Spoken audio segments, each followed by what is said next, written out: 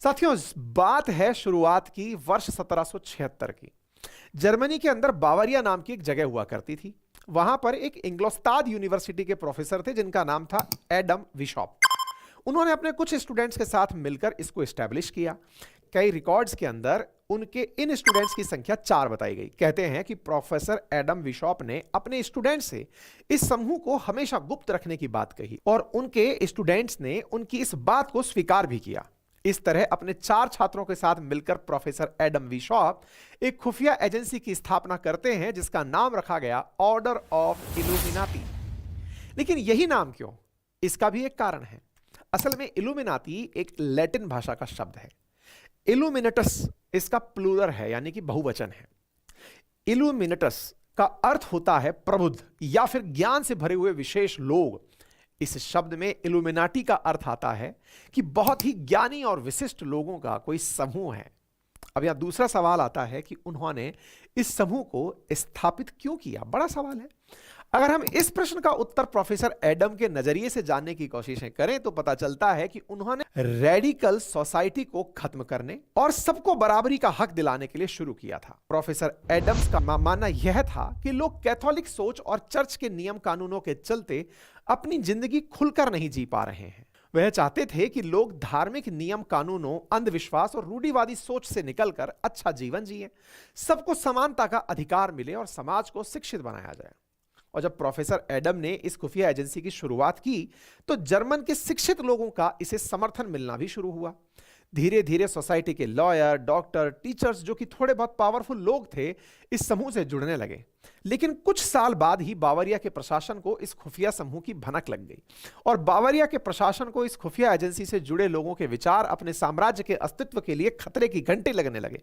इस घटना के बाद इस समूह को खत्म करने की कोशिशें भी शुरू कर दी गई। साल आया 1779, जहां से लेकर 1785 तक बावरिया प्रशासन के लोगों ने घरों पर लगातार छापे मारकर जितने लोग इस एजेंसी से जुड़े हुए पाए गए उन सबको बाहर निकाला, उन्हें जेल में डाल दिया, उन्हें घर से निकाल दिया, देश से निकाल दिया। इवन कुछ रिपोर्ट्स इस बात का दावा करती हैं कि छापा मारने की प्रक्रिया के दौरान इल्यूमिनाटी से जुड़े कुछ लोगों के घर खास तरह की ट्रांसपेरेंट इंक के साथ मिले थे जिसका यूज इल्यूमिनाटी ग्रुप के लोग सीक्रेट कम्युनिकेशन के लिए किया करते थे। साथ में यह भी कहा गया कि इल्यूमिनाटी से जुड़े लोग अपने लिए एक खास कोड नेम का उपयोग किया करते थे। छापेमारी के बाद प्रोफेसर एडम को राजद्रोह के आरोप में बावरिया शहर से बेदखल कर दिया और दूसरे शहर गोथा में भेज दिया जो बावरिया शहर से लगभग 300 किलोमीटर दूर था। आपके दिमाग में अब तक एक प्रश्न बन चुका होगा, ऐसा कर क्यों रहे थे? साथियों, जब फ्रांसीसी क्रांति की आप जिक्र करते हैं ना तो आप पाएंगे कि इल्यूमिनाटी का जो उद्देश्य था वो कहीं ना कहीं फ्रांसीसी क्रांति के माध्यम से पूर्ण होता दिखा। इसलिए लोगों का यह तक मानना है कि फ्रांसीसी क्रांति के पीछे भी इल्यूमिनाटी जिम्मेदार था। फिर से लौटते हैं। गोटा शहर में रहते हुए प्रोफेसर एडम फिर से कॉलेज में नौकरी करने लगे थे। साल 1830 तक जब उनकी डेथ हो गई तब तक वे वही नौकरी करते रहे। इस घटना के बाद जहां एक तरफ लोगों को लग रहा था कि इल्यूमिनाटी 1784 में ही खत्म हो गया था, वहीं दूसरी थ्योरीज के हिसाब से इल्यूमिनाटी अभी भी धीरे धीरे लोगों को अपने साथ जोड़ रहा था और जर्मनी से बाहर निकलकर आसपास के देशों में भी अपने पांव जमा रहा था। कुछ लोगों का तो यह भी मत है कि थोड़े समय तक शांत रहने के बाद खुद प्रोफेसर एडम ने फिर से लोगों को इल्यूमिनाटी से जोड़ना शुरू किया था और अपनी जिंदगी के आखिरी समय तक इल्यूमिनाटी के प्रचार प्रसार का काम करते रहे। जर्मनी में हुए छापामारी अभियान के ठीक 10 साल बाद फ्रांस की क्रांति प्रभावी रूप से शुरू होती है जिसके साथ इल्यूमिनाटी का नाम दोबारा सामने आता है। तो फिर बड़ा सवाल है, फ्रेंच रेवोल्यूशन से इसका क्या संबंध था? फ्रांस के हिस्टोरिकल रेवोल्यूशन से इसका कनेक्शन है। आपको याद हो कि फ्रांस में सोशल और पॉलिटिकल ढांचे को हमेशा के लिए बदलने की एक क्रांति हुई थी, लेकिन जिन कारणों से फ्रांस में इस क्रांति का जन्म हुआ वो इल्यूमिनाटी के उद्देश्य में दिखाई पड़ते थे। इल्यूमिनाटी की विचारधारा से हुबहू मेल खाते थे। ऐसे में जो लोग इल्यूमिनाटी को समाप्त मान चुके थे, क्रांति होने के बाद उन्हें यह लगने लगा कि इस क्रांति को बढ़ावा देने, प्रशासन के खिलाफ लोगों को खड़ा करने में कहीं इल्यूमिनाटी का ही तो हाथ नहीं है, क्योंकि जो उनकी विचारधारा थी वो तो सब लोग क्रांति में डिमांड कर रहे थे। लोग छुपकर थे लेकिन क्रांति कर दिए थे, जिसके बाद इल्यूमिनाटी फिर से लोगों के बीच बड़ी चर्चा का विषय बन गया। फ्रांस में हुई इस क्रांति ने इल्यूमिनाटी का नाम इतना प्रभावशाली बना दिया कि यूरोप समेत अब अमेरिका में होने वाली कई क्रांतियों में इसका जिक्र होने लगा। 1815 में फ्रांस के नेपोलियन बोनापार्ट और ब्रिटेन के ड्यूक ऑफ वेलिंगटन के बीच हुए वाटरलू मतलब उस युद्ध को भी इल्यूमिनाटी के द्वारा ही प्रायोजित माना गया, जिसमें नेपोलियन की हार हुई थी। फ्रांस पर उसका शासन भी समाप्त हुआ था। यानी इन्होंने गुप्त रूप से समाज से ऐसे लोगों को मिटाने का प्रयास किया जो इनकी विचारधारा के विपरीत थे। साथियों, इतिहास की इन घटनाओं के बीच इल्यूमिनाटी का संबंध कितना सही और कितना गलत है, इसको लेकर कुछ भी नहीं कहा जा सकता। लेकिन इन घटनाओं के बाद भी बहुत सी ऐसी घटनाएं घटित होती रही जिनके साथ इल्यूमिनाटी का संबंध जोड़ा जाता रहा, जिसमें सबसे बड़ी घटना थी अमेरिकी राष्ट्रपति जॉन एफ कैनेडी की हत्या। विचार कीजिए कि अमेरिका जैसे मोस्ट पावरफुल नेशन के राष्ट्रपति की हत्या हो जाती है और कोई कारण निकलकर सामने नहीं आता है। तो फिर बड़ा सवाल है कि 1963 में अमेरिकी राष्ट्रपति जॉन एफ कैनेडी की रहस्यमयी मौत हुई, तब इल्यूमिनाटी का नाम कैसे निकल कर आया? अमेरिका के राष्ट्रपति की हत्या कोई आम बात नहीं थी।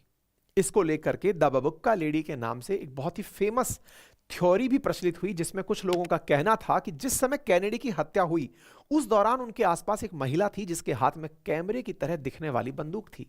लोगों का कहना था कि इस महिला ने ही जॉन एफ कैनेडी की हत्या की थी।